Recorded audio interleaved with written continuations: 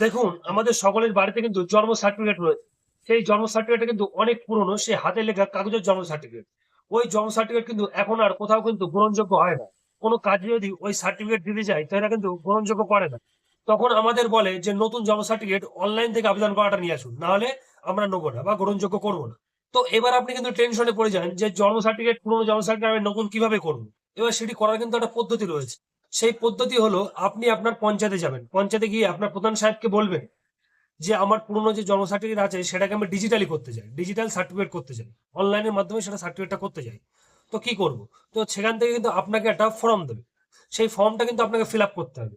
সেই ফর্মটা fill up করে আপনার আধার কার্ড, আপনার ভোটার কার্ড, আপনার রেশন কার্ড, যে ডকুমেন্টস গুলো রয়েছে সেই ডকুমেন্টস গুলো নেবেন, এবং আপনার বাবা মার ডকুমেন্টস গুলো নেবেন, আধার কার্ড, ভোটার কার্ড, যে ডকুমেন্টস গুলো রয়েছে, রেশন কার্ড, সেটা নিয়ে কিন্তু আপনার সেই পঞ্চায়েতে কিন্তু আপনি জমা দেবেন।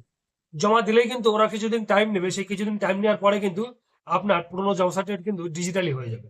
সেটা কিন্তু নতুন অনলাইন সার্টিফিকেট হয়ে যাবে। সেটা নিয়ে আপনি কিন্তু কাজে লাগাতে পারেন।